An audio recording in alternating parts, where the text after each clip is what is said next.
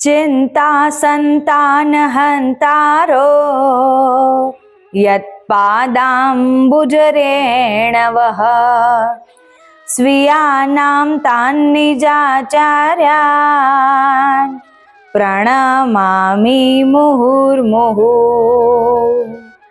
यदनुग्रहतो जन्तु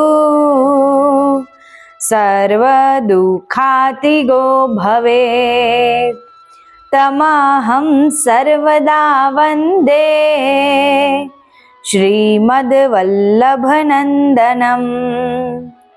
अज्ञानतिमिरान्धस्य ज्ञानाञ्जनशलाकया चक्षुरुन्मिलितं येन तस्मै श्रीगुरुवे नमः।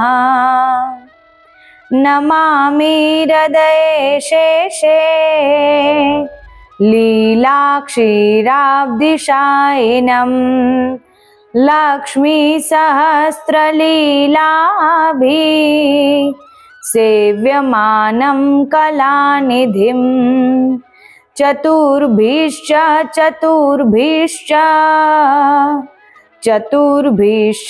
त्रिभिस्तथा षड्भिर्विराजते योऽसौ पञ्चधा हृदये मम। नमो गोभ्यः श्रीमतीभ्यः सौरभेभ्यः एव च नमो ब्रह्मसुताभ्यश्च पवित्राभ्यो नमो नमः। बोल श्री गिरिराज धरण की जय, श्री वल्लभाधीश की जय, श्री कामधेनु मात की जय, अपने अपने गुरुदेव की जय। जे गौ माताना श्रीअंगमां 33 कोटी देवताओं બિરાજમાન થઈને સમસ્ત સંસારને આશીર્વાદ આપવાની શક્તિને પામે છે, એ ગૌ માતાના શ્રી ચરણોમાં સાક્ષાત દંડવત પ્રણામ કરી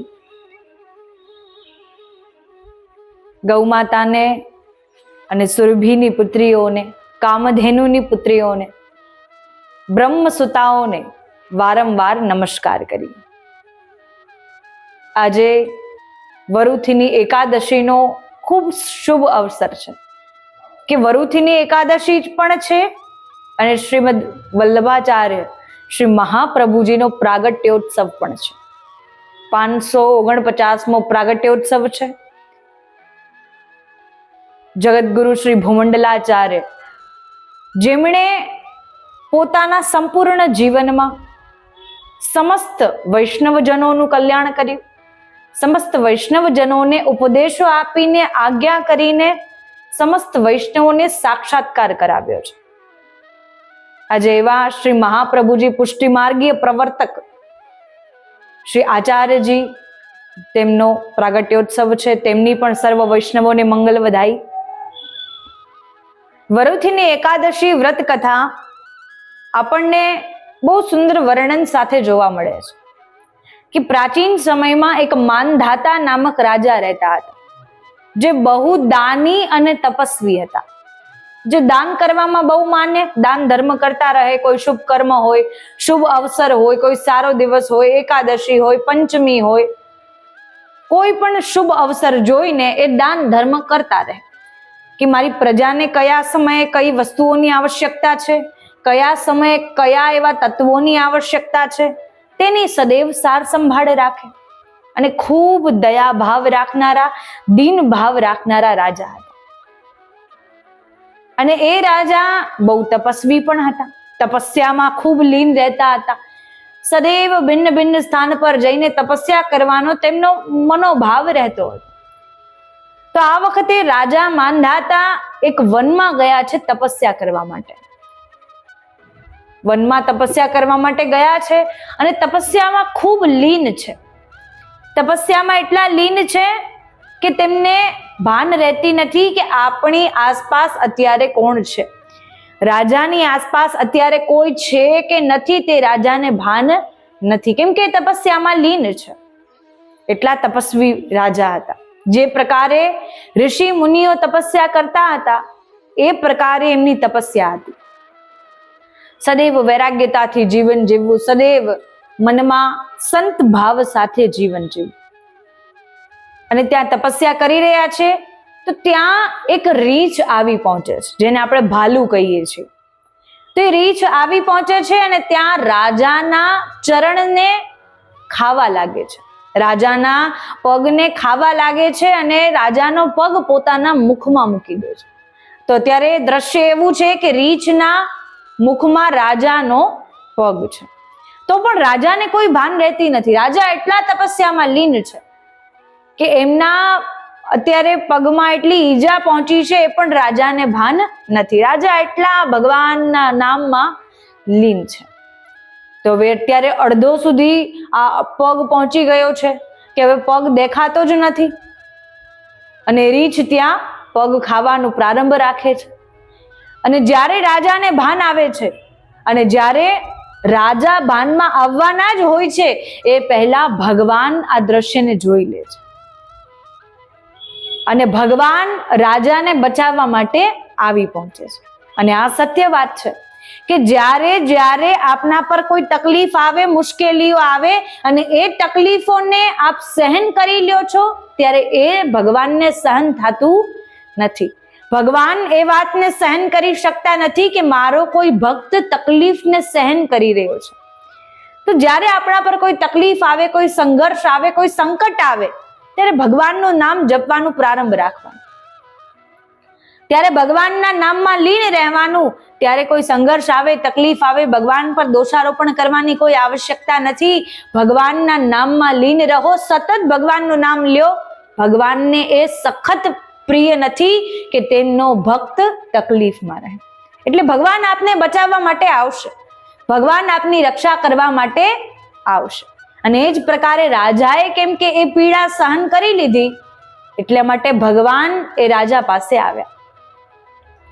ભગવાન રાજા પાસે આવે છે અને રાજાની રક્ષા કરવા માટે આવે છે. રીંછને ત્યાંથી ભગાવી અને તેનું વધ કરી નાખે છે અને ત્યારબાદ રાજાની આંખ ઉઘડે છે અને રાજા જ્યારે નેત્ર ખોલીને જોવે છે કે અરે પ્રભુ, આપ સાક્ષાત રૂપે મારી પાસે આવ્યા છો, આપ સાક્ષાત રૂપે મને દર્શન આપી રહ્યા છો. આ ખરેખર અકલ્પનીય છે, આ ખરેખર અવિશ્વસનીય છે કે આપ મને દર્શન આપી રહ્યા છો. આજે મારી તપસ્યા સિદ્ધ થઈ ગઈ. રાજાના મનમાં એવા સુંદર મનોભાવ પ્રગટ થયા અને ત્યારે રાજાએ કહ્યું કેમ કે આપની તપસ્યા ભંગ થઈ છે. તો હવે રાજાના મનમાં વિચાર કે મારી તપસ્યા ભંગ થઈ છે તો હવે તેનો પશ્ચાતાપ કઈ પ્રકારે કરું, તેનું પ્રાયશ્ચિત કઈ પ્રકારે કરવું જોઈએ, કે એવું શું કરું જેનાથી તપસ્યા ભંગ થઈ, તેનો દોષ મને ન લાગે, તેનો અપરાધ મને ન લાગે. અને ત્યારે ભગવાને કહ્યું કે આપ ભગવાનના વરાહ અવતારનું પૂજન કરો અને આવનારી વરુથીની એકાદશીનું વ્રત ધારણ કરો, જેનાથી આપને અનેક પુણ્યની પ્રાપ્તિ થશે. અને તેનું એક કારણ એ પણ છે કે વરુથીની એકાદશી જે કોઈ પણ મનુષ્ય ધારણ કરે છે, આજ સુધી જેટલા પાઠ, પૂજા, સેવા ઇત્યાદિ તેને કરી છે, જેટલું તપ કર્યું છે, જપ કર્યું છે, નામ ભગવાનના લીધા છે, એમાં યદિ કોઈ ત્રુટિ રહી ગઈ હોય તો એ ત્રુટિનો જે અપરાધ છે તે પણ ક્ષમા થઈ જાય છે આ દિવસે. એટલા માટે વરુથીની એકાદશી વ્રત જે કોઈ પણ મનુષ્ય ધારણ કરે છે એના દરેક અપરાધો ક્ષમા થઈ જાય છે અને દરેક અપરાધોનું પ્રાયશ્ચિત પણ થઈ જાય છે. તો આ રીતે ભગવાને સાક્ષાત રૂપે ઉપાય બતાવ્યો અને ત્યારબાદ રાજા માંધાતા વનમાંથી પોતાના મહેલમાં પાછા ફર્યા અને ત્યારબાદ વરુથીની એકાદશીની પ્રતીક્ષા કરી સમસ્ત પ્રજાજનમાં આ વાત ફેલાવી દીધી કે વરુથીની એકાદશીના દિવસે સમસ્ત પ્રજાજનોને વસ્ત્ર અલંકારોથી દાન ભેટ કરવામાં આવશે અને ત્યારબાદ બધા પ્રજાજનોએ મળીને આ વ્રત ધારણ કરવાનું છે અને આ વ્રતના પુણ્યો સર્વેને પ્રાપ્ત થવાના છે. વરુથીની એકાદશીનો દિવસ આવ્યો. રાજા માંધાતાએ વરાહ અવતારનું પૂજન કર્યું, તેની વિધિ વિધાન કર્યા અને વિધિ વિધાન પૂર્વક પૂજન કર્યું, આરાધના કરી, ભગવાનની ભક્તિ કરી અને ત્યારબાદ તેમને એ ત્રુટિમાંથી, એ અપરાધમાંથી ક્ષમા મળી ગઈ. અને ભગવાન એટલા દયાળુ છે કે આપણો કોઈ પણ અપરાધ હોય, કોઈ પણ આપણી ક્ષમા હોય તો એ આપણને સરળતાથી એ અપરાધનું પ્રાયશ્ચિત કરવાનો અવસર આપે છે. અને પ્રાચીન સમયમાં પણ જ્યારે કોઈ ઋષિ મુનિનું, કોઈ રાજા મહારાજાઓનો અપરાધ થઈ જતો, કોઈ એવા દોષમાં આવી જતા, તો જ્યારે તેમના સમક્ષ ક્ષમા માંગવા માટે જતા ત્યારે આગળ ગાયોને રાખીને જવામાં આવતું કે ગૌ માતાઓ આગળ આગળ હોય, પોતે પાછળ પાછળ હોય, જેને ક્ષમા માંગવાની છે એ પાછળ હોય. એટલા માટે રાજા મહારાજાઓ, ઋષિ મહર્ષિઓ જ્યારે ગૌ માતાના સ્વરૂપને આવતા જોતા એમના દરેક ક્રોધ નષ્ટ થઈ જતા. કે ગૌ માતાને જોઈને ક્યારેય કોઈ ઋષિ, કોઈ સંત, કોઈ સાધુ ક્રોધમાં રહી શકે નહીં. એમને સદૈવ આનંદ જ આનંદની પ્રાપ્તિ થાય. ગૌ માતાના દર્શન કરીને, ગૌ માતાના સ્વરૂપને જોઈને એ સંતને, એ રાજાને સદૈવ આનંદ જ આનંદ પહોંચતો રહે. ત્યારે સમજવું કે એ ખરેખર ભગવાનના ભક્ત છે. કેમ કે જે ખરેખર સાત્વિકતાથી જીવન જીવે છે તેને ગૌ માતાના સંપર્કમાં આવતા જ, ગૌ માતાના આસપાસ આવતા જ, ગૌ માતાનો ભાવ ગ્રહણ કરતા જ કે ગૌ માતામાં આનંદની પ્રાપ્તિ થાય છે. ગૌ માતાનો જે મનોભાવ છે, ગૌ માતા જે મનમાં પોતાની વિચારધારાઓ પ્રગટ કરે છે ભક્ત પ્રત્યે, એક ગૌ ભક્ત પ્રત્યે, તે મનોભાવને યદિ આપ જાણી લઈએ છીએ તો આપણને દરેક અપરાધોની ક્ષમા મળી જાય છે. આપણે એ ગૌ માતાના એ ભાવને આપણે ગ્રહણ કરવાનું છે અને તેને ગ્રહણ કરીને અમલમાં પણ લેવાનું છે. જેવો વાત્સલ્યનો ભાવ, જેવો કરુણાનો ભાવ છે તેવો ભાવ આપણે ગ્રહણ કરવાનો છે. તો આજે શ્રીમદ વલ્લભાચાર્ય મહાપ્રભુજીનો 549મો પ્રાગટ્યોત્સવ પણ છે.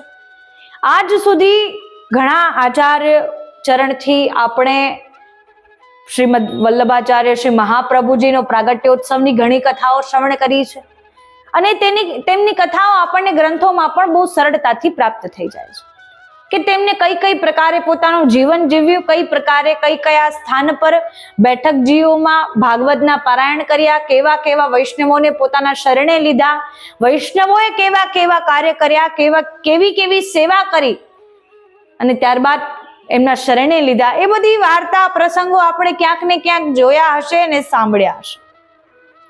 પરંતુ આજે એવી કંઈક ગુપ્ત કથાઓનું વર્ણન થવા જઈ રહ્યું છે કે જે કદાચિત જ કોઈક જ પ્રાચીન ગ્રંથોમાં આપણને પ્રાપ્ત થઈ શકે. આ જે નૂતન બધા ગ્રંથો છે, બધા આજકાલ જે બધા છપાઈને આવે છે, કદાચિત તેમાં તે કથાનું વર્ણન આપણને ન મળે, કેમ કે બધા નવા છે. પ્રાચીન કથાઓને કદાચ લુપ્ત કરવા માટે આપણને અત્યારે જે બધી પ્રચલિત કથાઓ છે તેના માટે જ આપણને વધારે વિશેષ કર મળતા હોય. પરંતુ પ્રાચીન કથાઓમાં વર્ણન છે કે શ્રીમદ વલ્લભાચાર્યજીએ, શ્રી મહાપ્રભુજીએ એવા ચમત્કારો કર્યા છે કે એમના જીવનમાં કે સદૈવ સર્વત્ર પુષ્ટિ માર્ગનો, ભક્તિ માર્ગનું સ્થાપન કર્યું છે. અને એ જ ચમત્કાર દ્વારા અને એમના એ જ ઉપદેશો દ્વારા આજ સુધી વલ્લભકુલ અને પુષ્ટિ માર્ગ આપણા સન્મુખ બિરાજમાન છે. તો શ્રી મહાપ્રભુજીએ પોતાના જીવનકાળમાં અનેકાનેક એવા પરાક્રમ કરીને બતાવ્યા છે કે જેનાથી અનેકાનેક બ્રાહ્મણોને તેનું પ્રમાણ મળ્યું છે કે પુષ્ટિ માર્ગના પ્રવર્તક એ શ્રી મહાપ્રભુજી છે. શિક્ષાપત્રનું કરવું, અનેક પ્રકારથી જ્યારે પરમાનંદાસજીની કથાઓ આપણે શ્રવણ કરીએ, કે જ્યારે આપણે શેઠ પુરુષોત્તમદાસજીની કથાઓ શ્રવણ કરીએ, પત્રાવલંબન કર્યું છે, એટલે ભિન્ન ભિન્ન પ્રકારથી આપણને જાણવા મળે છે. તો એક સમયે જ્યારે શ્રી મહાપ્રભુજી, બહુ ગુપ્ત લીલા અને ગુપ્ત રહસ્યની વાર્તા છે કે જ્યારે શ્રી મહાપ્રભુજી ભાગવતનું પારાયણ એક સ્થળ પર કરતા, તે સ્થળનું નામ આપણને બહુલાવન જાણવા મળે છે, કેમ કે ત્યાં બહુલા ગૌ માતાની મૂર્તિ સ્થાપિત હતી. એટલા બહુલાવન પાસે શ્રી મહાપ્રભુજી ભાગવતનું પારાયણ કરતા અને ત્યાંના જે સજ્જનો છે તેમને જાણ થઈ કે આવા કોઈ પુષ્ટિ માર્ગના પ્રવક્તા કોઈ અહીંયા પધાર્યા છે, કોઈ ગુરુ છે, કોઈ આચાર્ય છે. તો તેમનો પ્રમાણ આપણને શું મળે કે બહુ મોટા આચાર્ય છે, બહુ મોટા ગુરુ છે, કે બહુ મોટા જ્ઞાની છે. હવે કોઈ એવા સજ્જન હોય, ઘણીવાર કોઈક એવા વ્યક્તિઓ ગામમાં 4-5 આપણને મળી જ જશે કે જેને કોઈ બીજા કેટલા વધારે જ્ઞાની છે તે જાણવાની બહુ જિજ્ઞાસા હોય. પોતાનામાં કંઈ જ્ઞાન ન હોય, પરંતુ બીજા કેટલા જ્ઞાની છે એ જાણવાની, એ પરીક્ષા કરવાની બહુ જિજ્ઞાસા હોય. હવે અહીંયા ગામમાં પણ એવા 4-5 સજ્જનો મળી ગયા. બહુલાવન પાસે કંઈ આસપાસના ગામમાંથી આવ્યા હોય, એમને જાણ થઈ તો એમને વૈષ્ણવોથી કહેવડાવ્યું કે યદિ આપના ગુરુ ખરેખર જ્ઞાની છે, યદિ આપના આચાર્ય ખરેખર જ્ઞાની છે અને પુષ્ટિ માર્ગના પ્રવર્તક છે, પુષ્ટિ માર્ગના સ્થાપન કરતા છે, તો આપના આચાર્યને એક પરીક્ષા આપવી પડશે.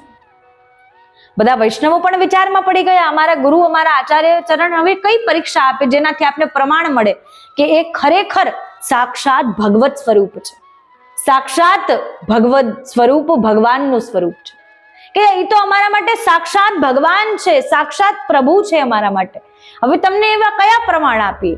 ત્યારે કહ્યું કે સાંજે આ સમયે, આ નક્કી કરેલા નિર્ધારિત સમયે ત્યાં એકત્રિત થઈ જશું, બધા ગામવાસીઓના સમક્ષ જ વાતચીત થઈ જશે. કહ્યું ઠીક છે. વૈષ્ણવો શ્રી આચાર્ય ચરણને વિનંતી કરીને ગયા કે હવે આપને અમારી સાથે પધારવાનું છે, કે અહીંયા આપની એક પરીક્ષા થવાની છે, તો કૃપા કરીને આપ અમારી સાથે પધારો. શ્રીમદ વલ્લભાચાર્ય શ્રી આચાર્ય ચરણ પણ વિચાર કરે, એવો વળી કયો સજ્જન આવી ગયો છે ગામમાં જે અમારી પરીક્ષા કરવા ઈચ્છે છે. ઠીક છે, જેવી પ્રભુ ઈચ્છા. ત્યારે ત્યાં બધા વૈષ્ણવો સાથે શ્રી આચાર્ય મહાપ્રભુજી પધારે છે અને સમસ્ત ગામવાસીઓ પણ ત્યાં એકત્રિત થયા હોય. અને ત્યાં એકત્રિત થયામાં તે ગામના 2-4 જે સજ્જનો હોય એ આપે છે અને કહે છે, અને એવો મનમાં એવું વિચાર કરીને કે એમને આપણે અજ્ઞાની કહેવાડાવા છે, એ અજ્ઞાની ઘોષિત થઈ જાય તેવું કરવું છે, એટલા માટે અવિશ્વસનીય અને અકલ્પનીય કાર્ય આપવું જોઈએ. બધા ગામવાસીઓ એવો વિચાર કરીને આપ્યા. હવે જ્યારે સજ્જનોએ પડકાર આપી દીધી, ચેલેન્જ આપી દીધી કે હવે આપ યદિ ખરેખર જ્ઞાની છો, યદિ ખરેખર ગુરુ છો, આચાર્ય ચરણની પદવીએ છો, તો આ જે પથ્થરની ગાય છે, બહુલા ગાય, એ બહુલા ગૌ માતાને આપ ઘાસ ખવડાવીને બતાવો તો અમે માનીએ કે આપ ખરેખર કોઈ આચાર્ય ચરણ છો, આપ ખરેખર કોઈ જ્ઞાની અને ગુરુ છો. શ્રીમદ વલ્લભાચાર્યજી પણ મનમાં વિચાર કરે, પથ્થરની ગૌ માતા, મૂર્તિમાન ગૌ માતા, એ કઈ પ્રકારે ઘાસ ગ્રહણ કરી શકે? એમના મનમાં એવો વિચાર. પરંતુ જેમની સાથે પ્રભુ હોય તેમને ખરેખર ડરવાની કોઈ આવશ્યકતા નથી, અને જે તો સાક્ષાત પ્રભુ છે તેમને તો કઈ વાતનો ડર ને કઈ વાતની શંકા. એ ગૌમાતાના પરમ સેવક આપણે કહી શકીએ, કેમ કે ગૌમાતાને સદૈવ બાળપણથી જ ગૌમાતાની સેવા કરતા આવ્યા છે, અને ગૌમાતામાં પોતાને તીર્થોને માને છે, ગૌમાતામાં ઈશ્વરને માને છે, ગૌમાતામાં પ્રભુના દર્શન કરે છે. અરે અમારા શ્રીજીને પણ ગૌમાતા બહુ પ્યારી છે. અમારા શ્રીજીના તો લીલાઓની એક લીલા શસ્ત્ર ભાગમાં ગૌમાતાની એટલી ભૂમિકા રહી છે. શ્રીજીએ તો બાળપણથી જ ગૈયા ચરાવી છે, ગૌમાતાનું દુગ્ધ ગ્રહણ કર્યું છે, ગૌમાતાના દુગ્ધથી બનેલું માખણ બહુ પ્રિય છે શ્રીજીને. તો શ્રીજીને જે પ્રિય હોય એ અમને પ્રિય હોય, શ્રીજીની જે આરાધ્ય હોય એ અમારી આરાધ્ય હોય, તેવા ભાવ સાથે ગૌમાતાને પ્રણામ કર્યા. બહુલા ગૌમાતા જે મૂર્તિમાન સ્વરૂપે બિરાજમાન છે તેમને પ્રણામ કર્યા, અને પ્રણામ કરીને તેમના સમક્ષ ઘાસ રાખી દીધું. હવે આ જોજો તમે, ગૌમાતાને પ્રણામ કરવામાં કેટલી તાકાત છે. ગૌમાતાને યદિ કોઈ મનુષ્ય ભાવ સાથે, શ્રદ્ધા સાથે પ્રણામ કરે છે, એ મનુષ્ય શું પ્રાપ્ત કરી શકતો નથી. આ તો સાક્ષાત પ્રભુ, જે સાક્ષાત ભગવત સ્વરૂપ છે, એ ગૌમાતા સમક્ષ પ્રણામ કરી રહ્યા છે. પ્રણામ કરબદ્ધ જોડીને, કરબદ્ધ થઈને પ્રણામ કરીને ઉભા ઠાડા છે, અને ગૌમાતાને ત્યાં ઘાસ, ત્યાં તૃણ પધરાવી દીધું, અને ગૌમાતાને પ્રાર્થના કરવા લાગ્યા, હે ગૌમાતા, આપ શ્રીજીની અતિ પ્યારી છો, શ્રીજીની દુલારી છો, તો આપ આ ઘાસને, આ તૃણને ગ્રહણ કરો, જેનાથી સમસ્ત ગામવાસીઓના મનનો વહેમ દૂર થઈ જાય, મનનો ભ્રમ દૂર થઈ જાય, અને તેમને પણ એક સબક મળે. ગામવાસીઓને પણ મનમાં પોતાની ભૂલની અનુભૂતિ થાય કે ક્યારેય ગુરુ સાથે અને ક્યારેય આચાર્ય ચરણ સાથે પરીક્ષા કરાય નહીં. અને જે ખરેખર ભગવદીય છે, જે ખરેખર ભક્ત છે, એ ક્યારેય કઈ પરીક્ષા કરવા માટે આવતા નથી. એ તો જાણી લે છે કે આ તો સાક્ષાત પ્રભુ છે. એ તો જાણી લે છે આ તો સાક્ષાત મારા પ્રભુ છે, મારા શ્રીજી છે, મારા શ્રીજીનું જ એક સ્વરૂપ છે. એ સાક્ષાત રૂપે જાણી લે છે કે આ તો મારા સ્વામી છે, આ મારા સ્વામીની જે છે, આ મારા યુગલ સરકાર છે, આ મારા યુગલ ચરણ છે. એ જાણી લે છે. ભક્તોને ક્યારેય પરીક્ષા કરવાની આવશ્યકતા પડતી નથી. અને અહીંયા શ્રી વલ્લભ કરબદ્ધ થઈને ઠાડા છે અને ગૌ માતાને પ્રાર્થના કરી રહ્યા છે. અને જોત જોતામાં જ ગામવાસીઓ હાસી ઉડાવતા હોય, અરે આ મૂર્તિ ક્યારેય કઈ ઘાસ ખાતી હશે ખરા, અરે આ મૂર્તિ ક્યારેય કોઈ ભોજન ગ્રહણ કરતી હશે ખરા.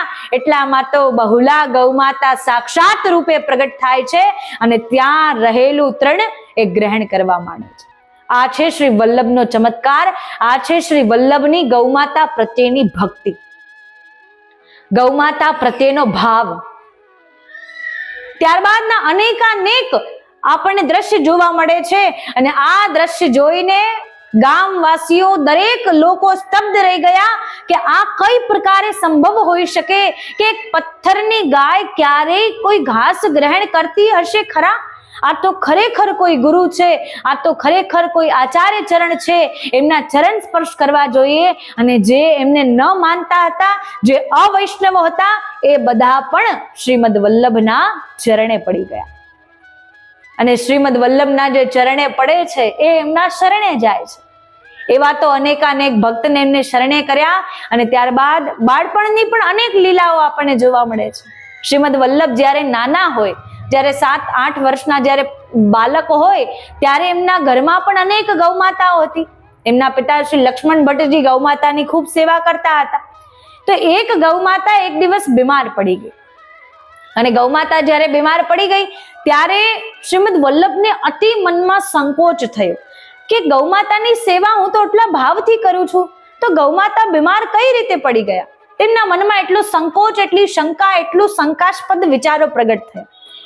અને ત્યારે હજુ એ બહાર ગયા હોય અને ત્યારે બહારથી આવે અને ત્યારે એમના પિતા અને એમના મિત્રની વાર્તાલાપ સાંભળી લે છે. અને ત્યારે શ્રીમદ વલ્લભ એ વાર્તાલાપને શ્રવણ કરે છે, સંવાદને સાંભળે છે કે ગૌમાતાને વૈદ પાસે લઈ જવાની આવશ્યકતા પડી છે. ગૌમાતાને કોઈ ગંભીર રોગ, કોઈ ગંભીર બીમારી થઈ ગઈ છે, જેના કારણે ગૌમાતા અત્યારે એટલી અસ્વસ્થ બની ગઈ છે.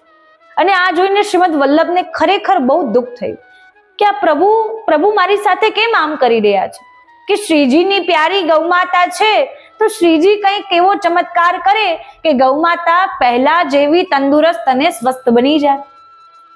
અને ત્યારે એટલામાં જોતામાં લક્ષ્મણ ભટ્ટજી અને એમના મિત્ર વાર્તાલાપ કરી રહ્યા હોય કે વૈદ પાસે લઈ જવાની આવશ્યકતા છે, કે વૈદને અહીંયા બોલાવીએ, કે એવો શું રોગ થયો છે, કે એવી શું બીમારી થઈ છે. એટલામાં જ શ્રીમદ વલ્લભ ત્યાં પધારે છે અને ગૌમાતાને સ્પર્શ કરીને ગૌમાતાને પહેલા જેવી તંદુરસ્ત બનાવી દે છે. આ હજુ એક ચમત્કાર, અવિશ્વસનીય ચમત્કાર કે આ વિશ્વાસ કોઈ કરી ન શકે કે સ્પર્શ કરવા માત્રથી ગૌમાતા કઈ પ્રકારે સ્વસ્થ બની શકે છે. સ્પર્શ કરવા માત્રથી ગૌમાતાનો મનોભાવ કઈ પ્રકારે પરિવર્તિત થઈ શકે છે. પરંતુ આ ભાવ છે, આ શ્રદ્ધાની વાત છે, આ વિશ્વાસની વાત છે. એટલા માટે શ્રીમદ વલ્લભ એ સાક્ષાત પ્રભુ છે અને પ્રભુની તો આરાધ્ય છે ગૌમાતા અને પ્રભુને તો દુલારી છે ગૌમાતા. આ જ પ્રકારે શ્રીમદ વલ્લભના જીવનના અનેકાનેક આપણને પ્રસંગો જોવા મળે છે, જેના પરથી આપણને જાણ થાય છે કે યદિ આપણે શ્રીમદ વલ્લભાચાર્ય શ્રી આચાર્ય પ્રભુની, શ્રી મહાપ્રભુજીની કૃપા પ્રાપ્ત કરવા માંગીએ છીએ, યદિ એમની આજ્ઞા અનુસાર ખરેખર કોઈ વૈષ્ણવ ચાલવા માંગે છે તો નિત્ય પ્રતિદિન પોતાની દિનચર્યામાં ગૌમાતાની સેવાને આજથી જ એડ કરી દો, જેનાથી આપના પર ગૌમાતાની કૃપા તો બની જ જશે, સાથે સાથે શ્રી મહાપ્રભુજીની અસીમ કૃપા પણ આપના પર બની જશે. શ્રી મહાપ્રભુજીના સાનિધ્યમાં, શ્રીજી બાબાના સાનિધ્યમાં અને શ્રી ઠાકોરજીના સાનિધ્યમાં સદૈવ ગૌ નામ સ્મરણના જાપ કરો, ગૌમાતાને પ્રણામ કરો, ગૌમાતાને પોતાની આરાધ્ય માનો અને ગૌમાતાને સદૈવ ગૌમાતાની સેવા કરતા રહો, જેનાથી શ્રી આચાર્ય પ્રભુજી પણ આપણા પર પ્રસન્ન થાય છે.